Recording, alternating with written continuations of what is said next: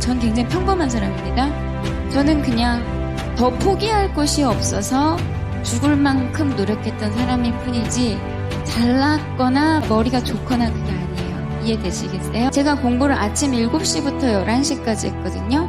제가 일단 제 생활을 말씀드릴게요. 아침에 6시 45분에 일어납니다. 그리고 7시 셔틀을 타요. 너무 가난했어요. 물론 가난하다는 건 상대적인 개념이지만 동전 100원 잃어버려서 집에 못 들어간 적도 있고요. 그러니까 저는 마음이 쉬지를 못했어요. 엄마를 웃게 해줘야겠다는 생각, 그리고 내가 그거를 꼭 해내야 된다는 생각. 그러니까 과외를 4개씩 했었어요.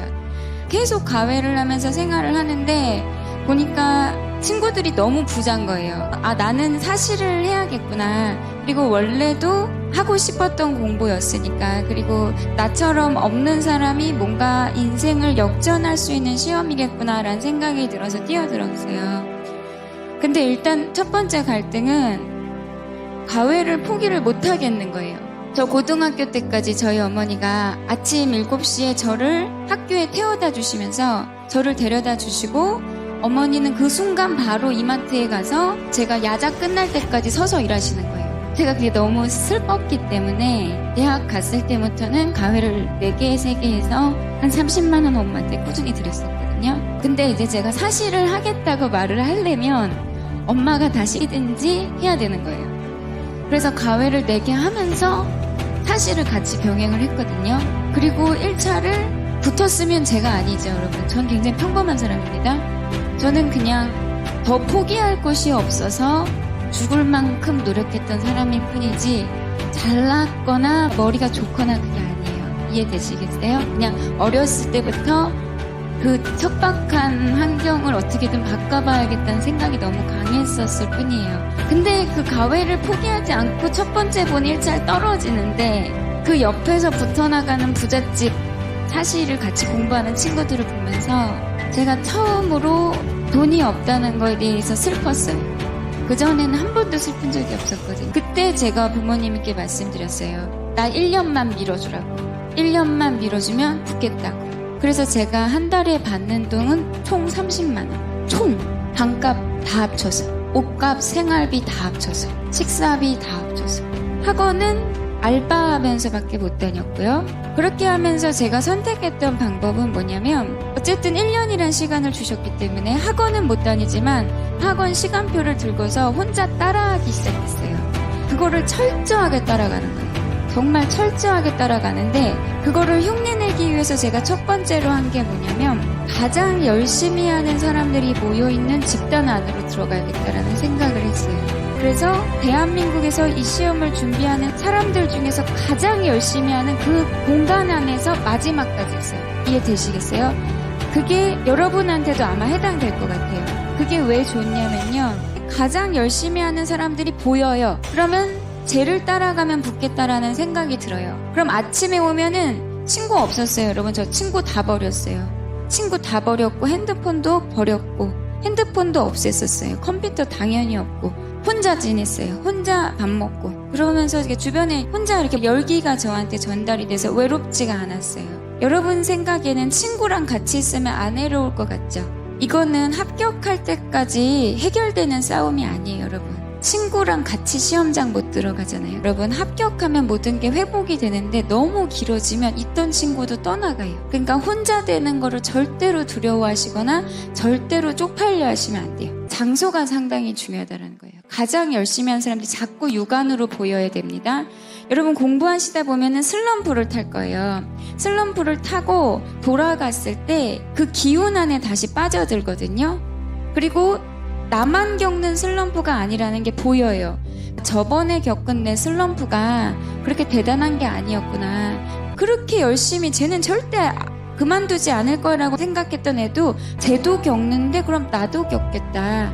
그 기준이 자기한테 세워지거든요.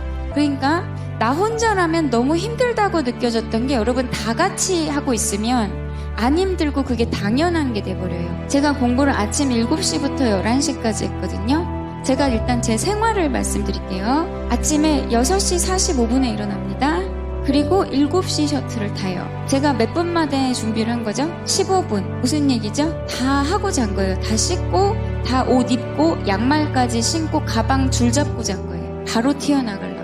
여러분, 본격적으로 공부하셔야 돼요. 여러분, 아침에 일어나서 세수하고, 샤워하고, 밥 먹고, 책상에 앉는 데까지 2시간 걸려버리면 그날 날아가요. 아침에 아무 생각 안 들 때 반사적으로 가서 책상에 앉으셨을 때가 가장 안 힘들어요. 근데 저 같은 경우는 아침에 일어나면 무서웠어요. 어떻게 일어나서 내가 저 책상까지 도서관 가서 앉아야 되는지가 무서웠기 때문에 그 동선을 굉장히 짧게 만들었어요. 이해되셨어요? 올라가면서 대충 선크림 바르고, 그럼 그렇게 희생해서 앉은 아침 7시에 화장실 한번 가겠다 일어나고, 손 씻겠다고 일어나고, 아침 먹겠다고 일어나고, 그럼 너무 아깝잖아요. 그죠?